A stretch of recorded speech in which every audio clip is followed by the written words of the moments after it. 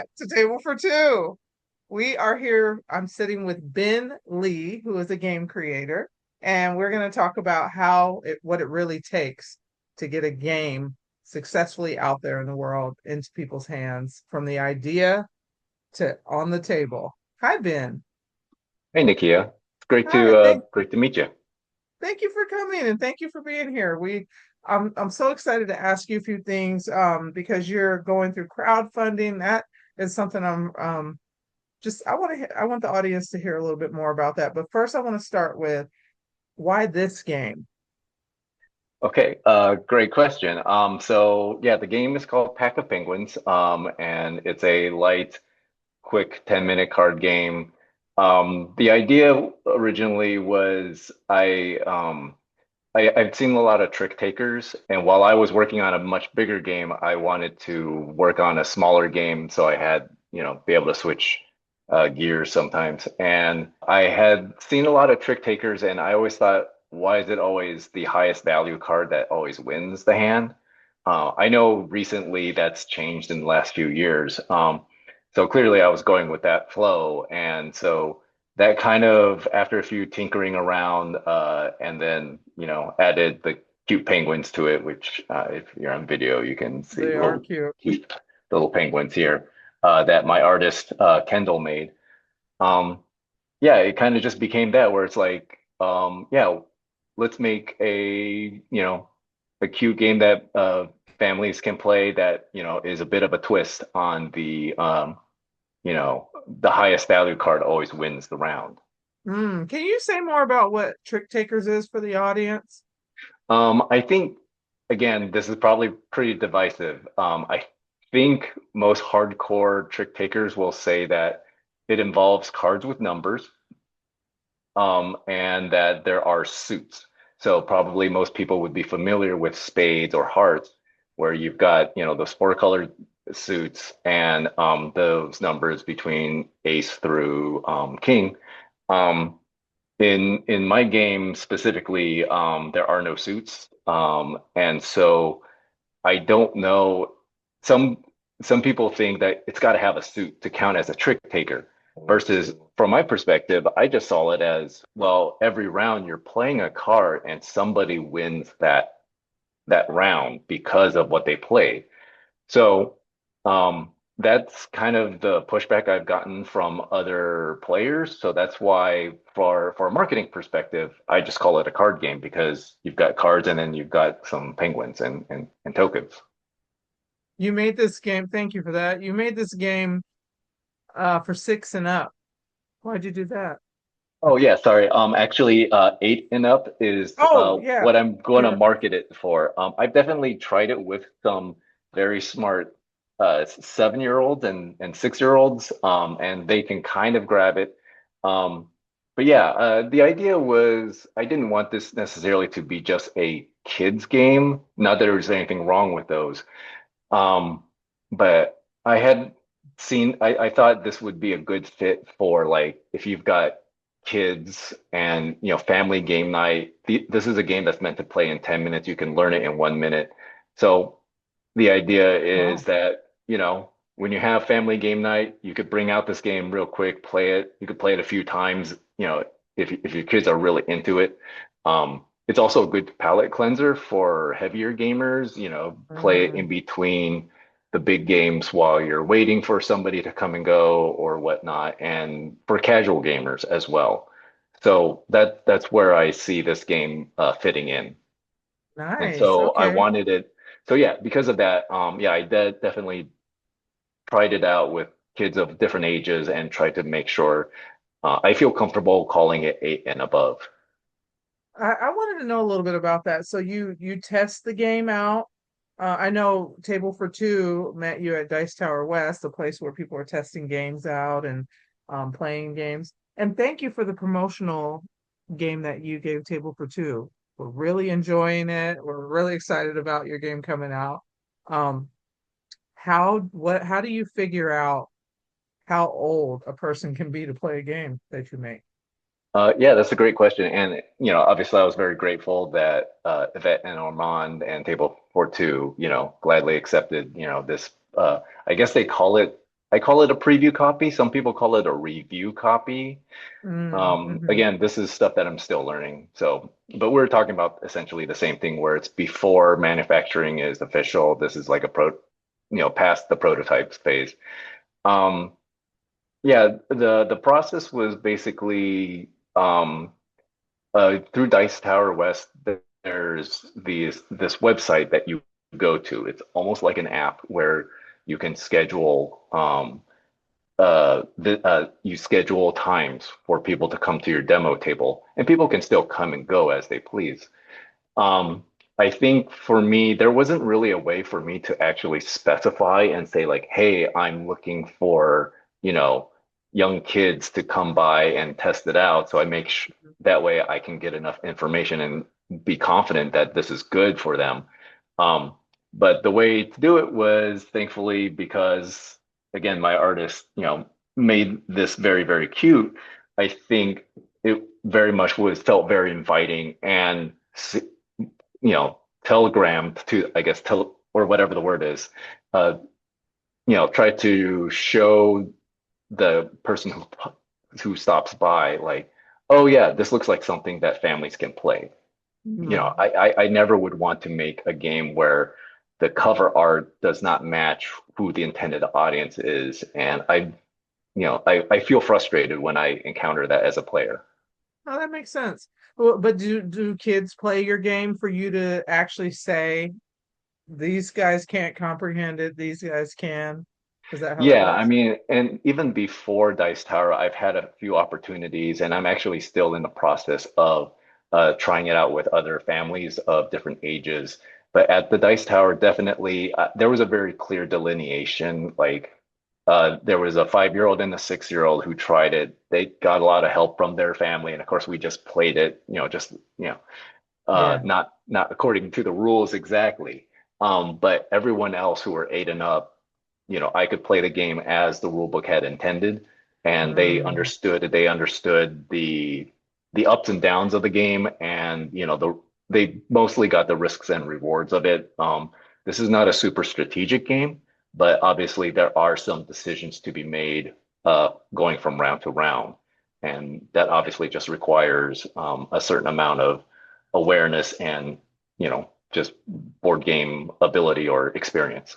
right. So there may be ways that other board gamers are coming up with how old is something, how old does the kid need to be? But you particularly, you just tested kids that were under that age and over that age and figured it out. Yeah. Yeah, I don't have a large collection of games, but I definitely did try to look at other games that I felt like were similar or where I wanted Uh-huh. my game to fit with. See how they advertised their or marketed their age groups.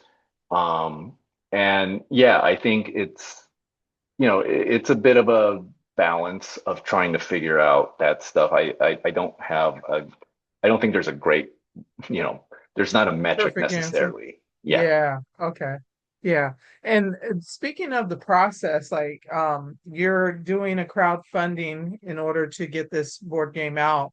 Um First of all, maybe somebody doesn't understand crowdfunding and you don't have to completely go into it. What crowdfunder are you using right now?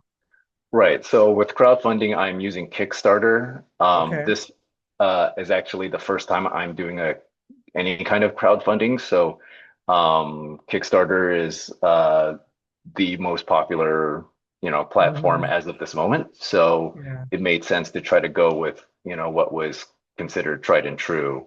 And I had also signed up with a consultant. And so they have this process and they're like, hey, we have these are the platforms we use. So Kickstarter is one of them. So you have someone kind of walking you through how to get this game funded. Yeah, they don't do a lot of the work, but they have like, almost like a 90-step plan, Yeah. which is beyond Wow. just getting the Kickstarter started, which is like there's a lot of stuff regarding marketing and getting other things linked up, accounts linked Yeah. up.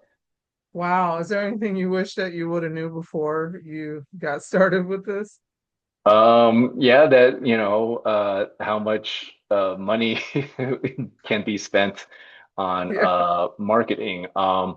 Right now, primarily a lot of it is through Facebook and Instagram ads. That's through, the company Meta. Um, and learning how to manipulate and judge what, experienced uh, crowdfunders know how to use this, but basically, you do multiple tests. So you have like multiple images, and then you make the same ads with those different images, see which ones perform well, which ones don't. And you have to kind of be on the ball about like when to shut the ones that are underperforming down as quickly as possible. Otherwise, Mm, you're just losing money. So yeah. that's one of the big things I learned. Wow. It sounds like you gotta love what you're doing. You gotta mean it to get into this and put it out there, right? I think there's multiple ways to do this. Yeah. This was recommended by another person who successfully kickstarted multiple smaller games like mine. So I figured, okay, if that worked for them, hopefully this will increase the odds of me succeeding myself.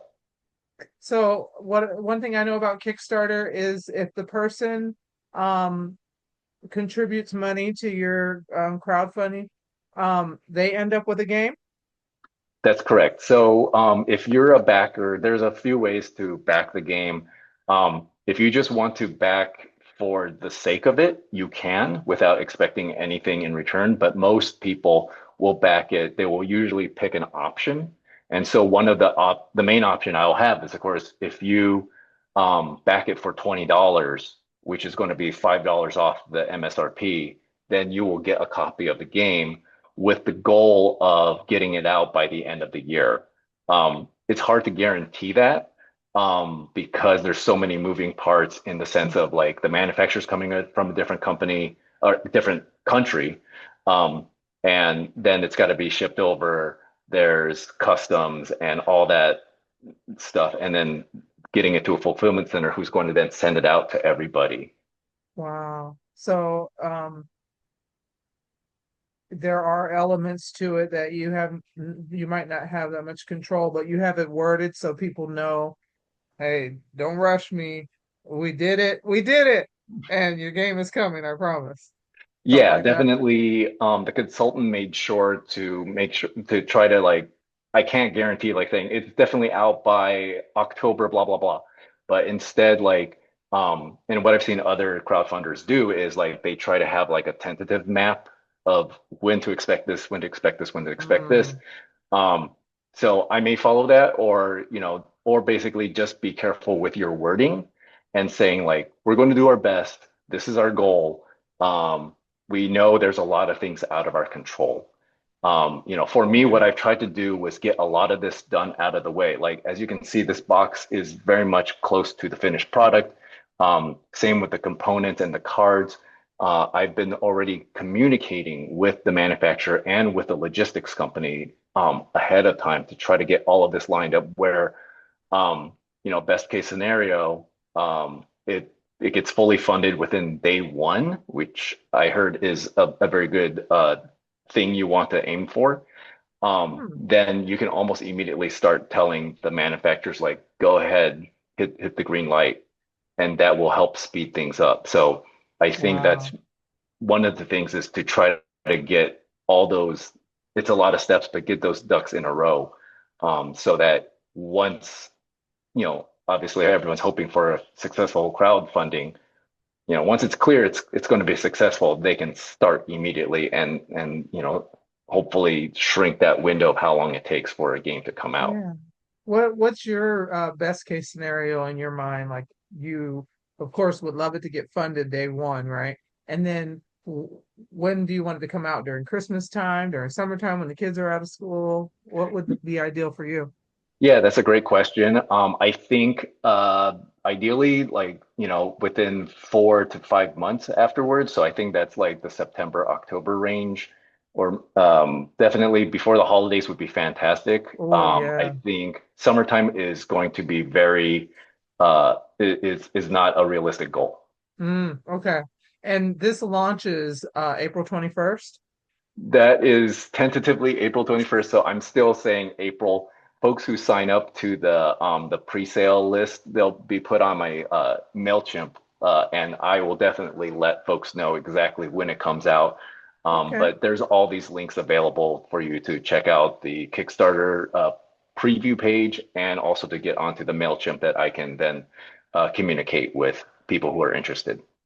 Okay. Matter of fact, I'm going to show people this is table for two. These guys are our founders, Yvette and Armand, who you met in Dice Tower West.